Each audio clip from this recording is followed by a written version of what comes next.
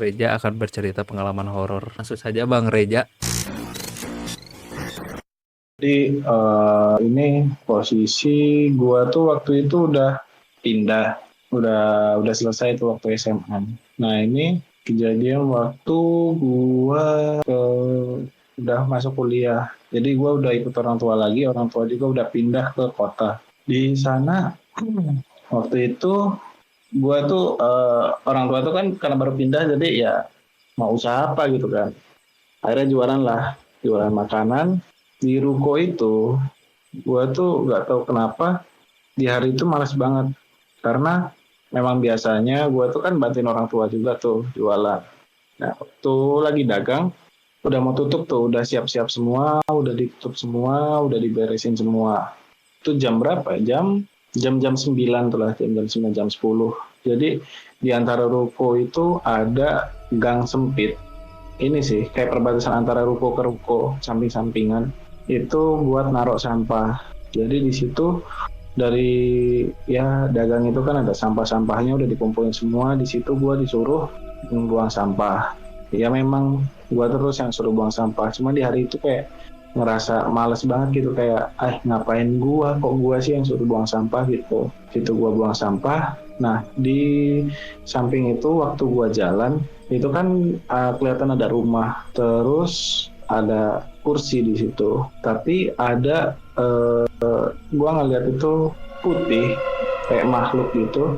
Dia tuh kayak kakinya tuh gerak-gerak, paham nggak sih?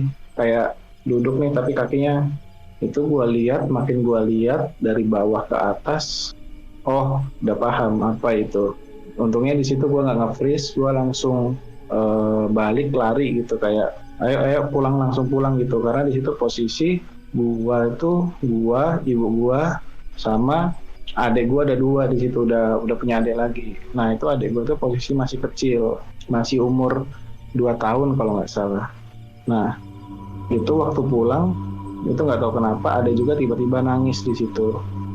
Sampai di rumah udah selesai semua, terus waktu adik itu masuk rumah itu nangisnya tiba-tiba berhenti kayak ya udah nggak terjadi apa-apa gitu. Di situ ternyata gue baru tahu ternyata bapak gue itu punya kelebihan juga lah soal ngeliat gitu, dan itu dikonfirmasi sama bapak dari penglihatannya dia ada yang ngikutin sampai pulang. Cuman nggak tahu kenapa, mungkin karena memang rumah itu sebelumnya yang ninggalin apa yang nempatin sebelumnya itu sepupu tuh yang nempatin sebelumnya itu dipasangin tuh di tiap pintu tuh kayak apa ya, kayak bijian apa persatuannya itu, tahu angklung kan, yang satunya itu yang goyangnya itu dipasang semua di situ. Nah si makhluk itu tuh nggak bisa masuk ngelewatin si angklung itu. Udah sih gitu doang. Oke.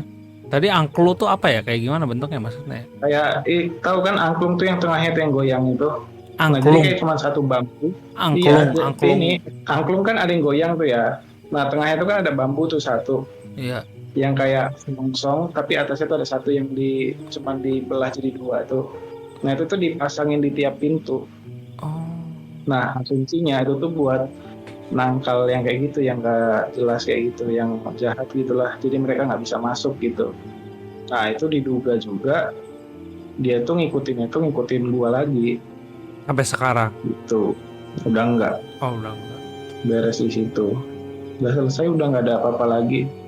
Udah nggak dihantuin Udah lagi, di Bang. hari itu udah enggak. Jadi dia mau ngikutin itu tapi emang nggak bisa ya.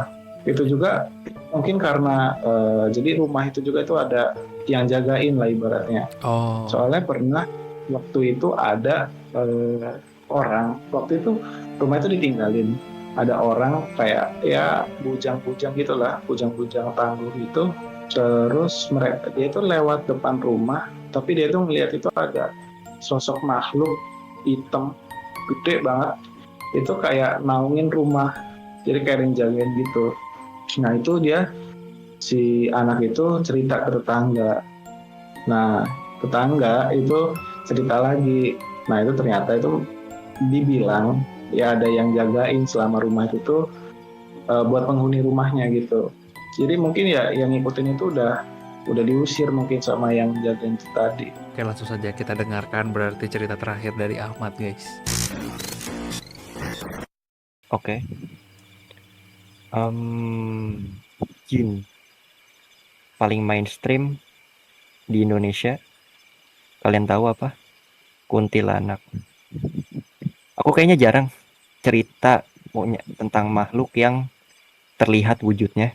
Biasanya hanya hitam, gelap, dari jauh juga itu. Sedangkan yang ini berbentuk seperti ya putih, kain putih, rambut panjang seperti itulah. Kalian bisa bayangkan lah bagaimana kuntilanak. Cerita kali ini agak panjang karena bukan cuma cerita dari aku, tapi pengalaman-pengalaman juga dari keluarga. Yang pertama dari yang paling jauh dulu, dari cerita kakek aku, di mana di rumah dia tuh dekat sama stasiun. Tahun sekitar tahun 1990-an kayaknya. Di zaman itu masih sepi, stasiun juga nggak kayak sekarang yang ada MRT, LRT yang tiap berapa puluh menit berlalu lalang kan. Dulu tuh di antara stasiun tersebut ibarat kata membentang ya bahasanya ya, dua pohon beringin yang jaraknya agak berjauhan. Jadi kondisinya dulu tuh air tuh susah, nggak seperti sekarang. Jadi kakek aku tuh kalau mau nyiram harus jam 2 pagi karena air tuh baru keluar jam segitu. Dia tuh nyiram jam 2 pagi dan dari arah pohon beringin yang satu dia ngelihat sosok yang terbang dengan kain yang panjang sampai dia bilang seperti ekor dan sambil tertawa. Kalian bisa bayangin lah suara ketawanya kuntilanak. Itu dari satu pohon beringin ke pohon beringin yang satunya.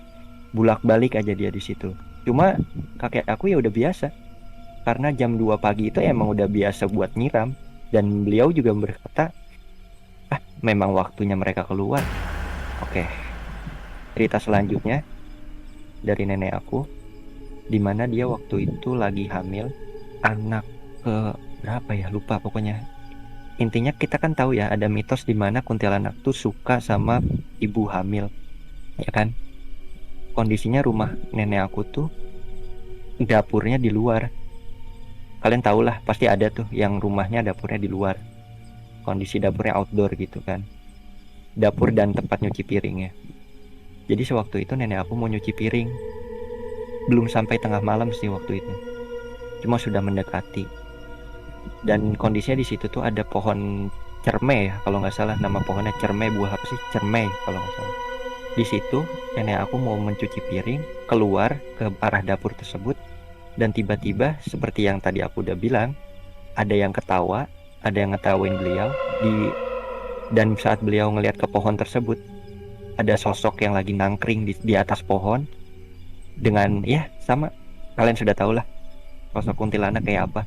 Gaun putih panjang dengan rambut yang panjang sambil ketawa. Di situ nenek aku langsung masuk, langsung ngunci pintu. Nggak jadi tuh sampai pagi nyuci piring. Itu cerita kedua. Cerita ketiga datang dari ibu aku sendiri. Jadi kita tuh punya toko dan kita nutup toko tuh sekitar jam 10 jam 11 malam. Saat itu kondisinya sepi banget, lagi sepi-sepinya, benar-benar sepi gitu. Nggak tahu kenapa jam 11 waktu itu sepi. Biasanya di Bekasi ini jam 11 pun masih rame. Ini kejadiannya waktu aku masih kecil sih, tapi ya harusnya memang sudah rame. Waktu itu pohon benar-benar kenceng, apa namanya, nggak ada angin, tapi pohon tuh benar-benar kalian bisa bayangkan lah pohon bergoyang-goyang seperti itu. Nah dari kejauhan sebelum pokoknya ada gang gitu dan dekat sama pohon bambu. Nah di pohon bambu tersebut ibuku seperti dari jauh, itu agak jauh sih, melihat kayak sosok, balik lagi sosok bergaun putih dan berambut panjang. Cuma saat itu alhamdulillahnya ada pengendara motor yang tiba-tiba lewat.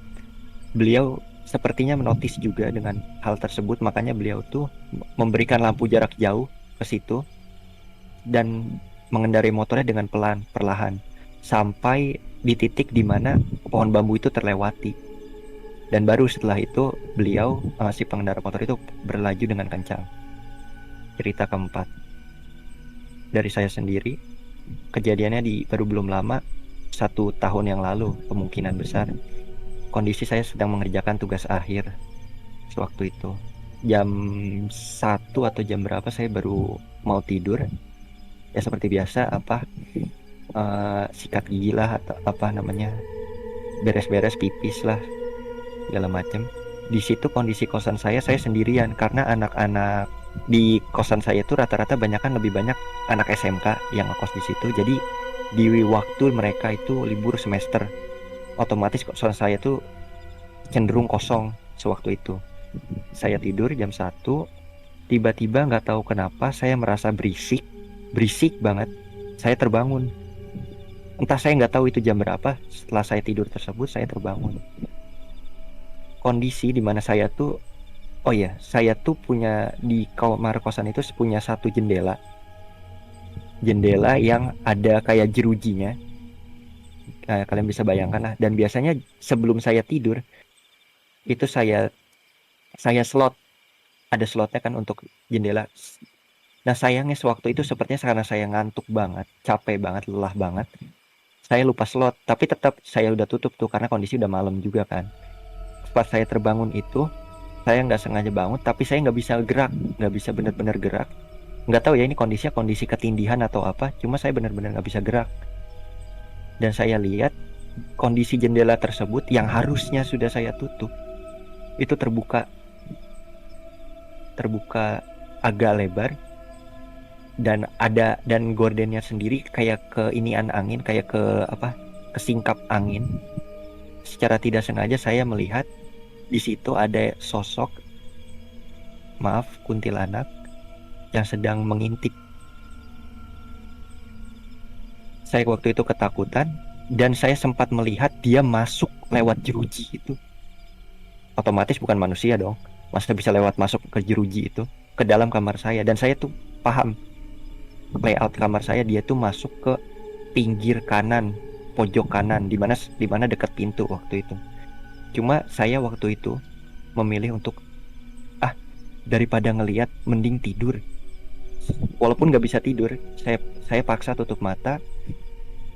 Kejadian mungkin karena nggak saya lihat ya, di saat itu kejadiannya saya benar-benar keringat dingin. Dia naik ke atas kasur saya bisa merasakan itu di depan muka saya nggak bisa gerak apa-apa. Dia nafas di depan muka saya.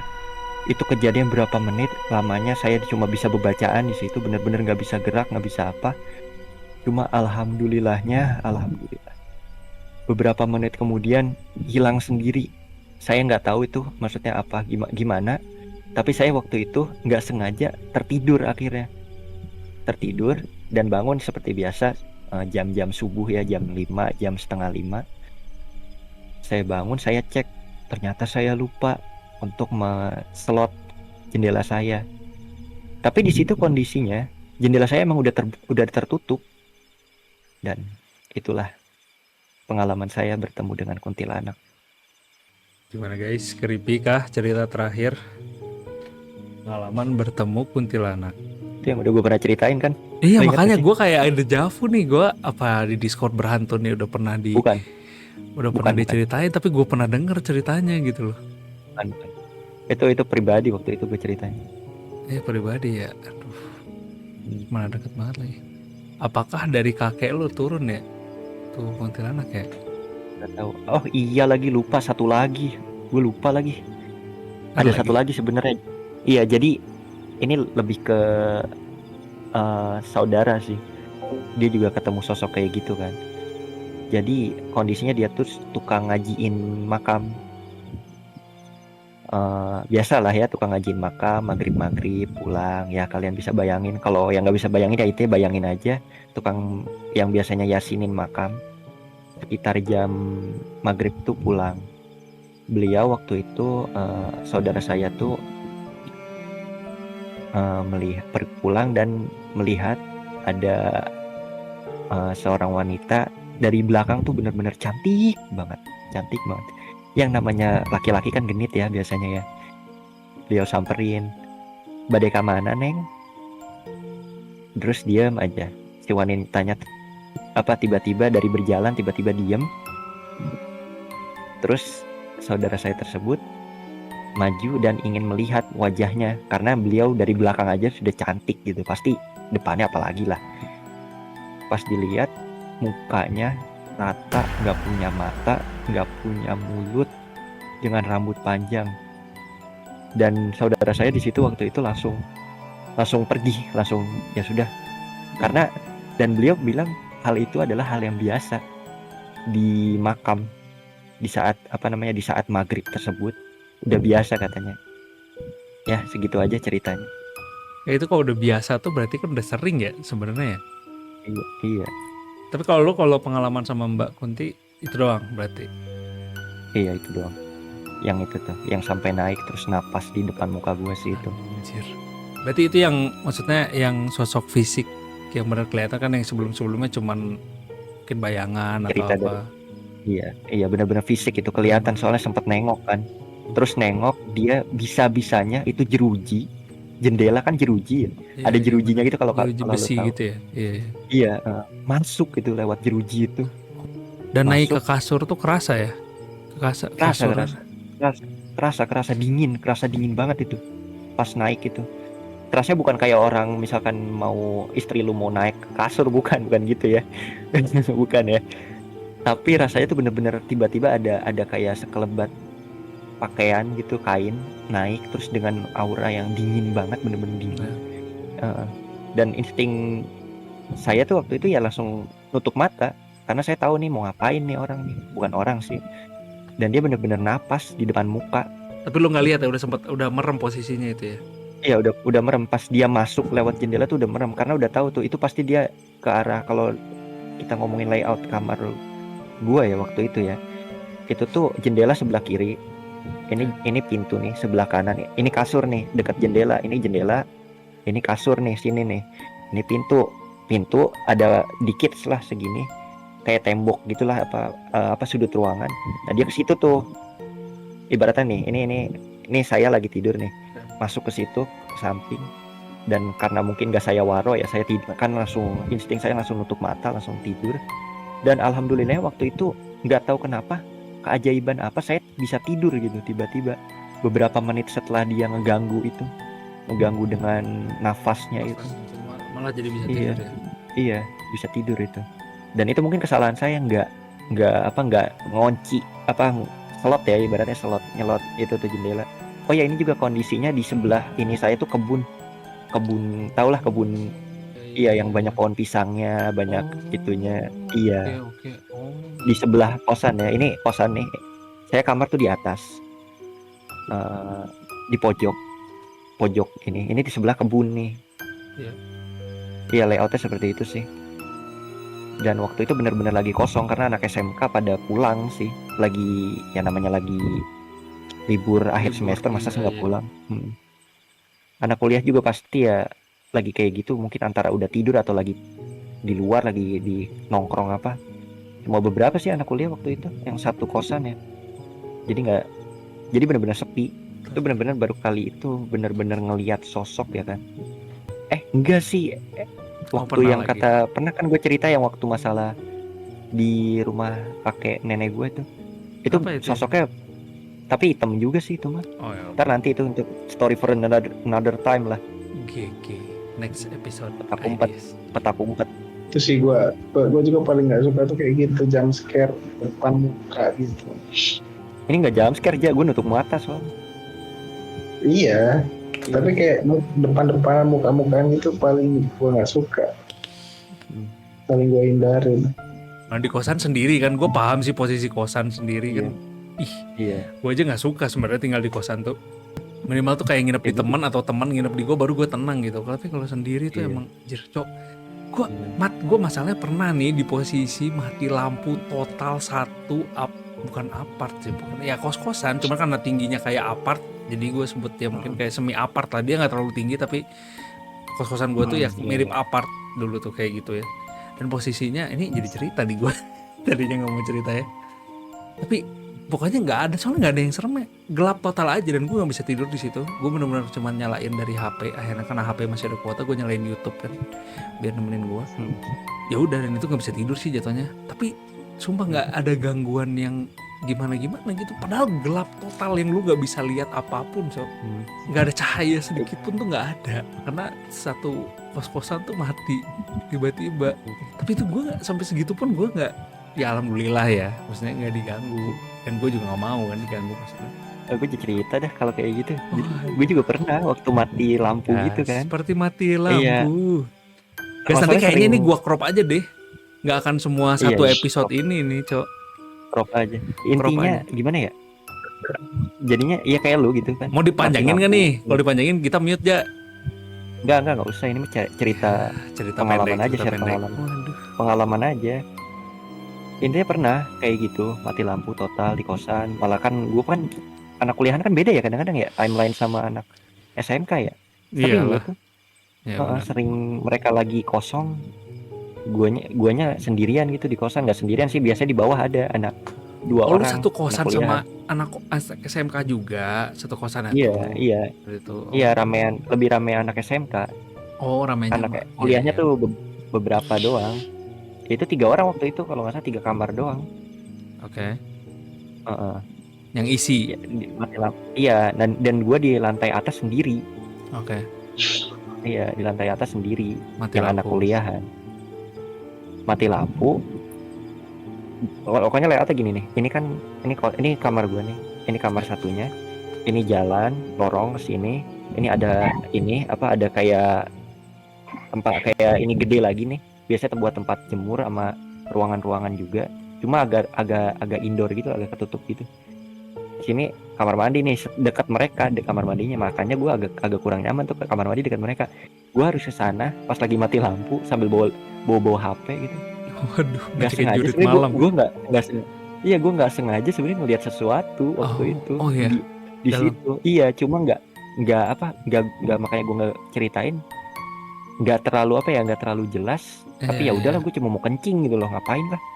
Nggak, posisinya di Ngapain mana? orang? Dalam kamar lu lihat sesuatunya dalam kamar. Enggak. Gue kan mau kencing tuh ke kamar mandi. Iya. Arah jadi lorong ke kamar mandinya di pojok kan tadi layoutnya gini ya. Di sini nih ada lagi nih Iya, iya. kayak kamar lagi, kayak ruang jemur, terus gini kamar lagi di pojok sana ada kayak lorong lagi. Ternyata gue juga baru tahu di situ ada lorong lagi ke sana. Oke. Nah, di lorong itu gue sempat ngeliat sesuatu sebenarnya. Cuma Sosok ya gitu ya. jauh ini lah. Iya, cuma jauh ini ngapain lah gue perhatiin, gue kencing aja. Oke. Waduh. Heeh. Nggak terbirit-birit juga ya? Kencingnya nggak jadi buru-buru juga ya? Santai, tetap santai. Enggak santai aja. Udah udah biasa kayak gitu. Maksudnya udah biasa GG. gelap-gelapan gitu. Udah biasa kosannya emang serem sih soalnya. Orang kosan serem Emang kan serem kalau ya. iya emang serem kosan. Masalahnya tuh karena gedung tuh kalau dibangun di atas sawah tuh biasanya tuh ada tuh ini. Itu sebelahnya kebon. Iya, kebon, sawah kalau yang dulunya. Apalagi ya nggak usah ditanya kalau yang bekas kuburan mah ya udah pasti biasanya ya. Iya, Cuman udah maksudnya pasti. biasanya kalau ruang lepas pun banyak gitu loh. Oke. Apa jangan-jangan gue nggak tahu ya sosok yang sama apa enggak, gue nggak ngelihat secara jelas soalnya yang itu mah. Iya. Yang di lorong mah. Iya, cuma gue ngelihat sekilas ada. Ya nggak mungkin ngapain orang gitu loh, orang lagi pada pulang, anak SMK-nya. Mungkin Reja ada Kalau ada pertanyaan cerita. kah Reja? Ya. Tidur Reja. Blok. Bang bentar mau pulang, mau pulang katanya. Waduh, sok Udah, misterius. taruh sini lah biar terang. Nah, Takut sendiri goblok. Masuk short lucu aja. masalahnya istri lu juga ketawa kan waktu itu. Nah tuh si Reja tuh ada lagi behind the scene lagi. Pengen masuk BTS, pengen masuk behind the scene lagi. Nempel di Si meja. Reja pengen buat masuk itu teh, masuk Reja BTS. pengen banget masuk behind the scene anjir. Kita kedatangan narasumber baru guys. Apaan? Jangan dong. Bukan lu maksudnya kan lu kan tutup ini blok tutup topi Gue langsung merinding, Cok. Merinding gue. kan anjing. Kedatangan narasumber baru. Serem anjir. Pas di awal kayaknya lebih terang di awal deh Mat tadi. Gue udah sempet SS yang Gini. ya bisa sih. Nah lu mau tangannya mau gitu tangan lu Gini aja. Kayak misterius gitu. anjay. Bangsat si Reja jumpscare tai anjing. Blok. Si Reja jumpscare gue juga ngeliat lagi. Iya anjing. Sengaja. Ya emang tadi lu nggak lihat apa gue tengok-tengok terus dari tadi.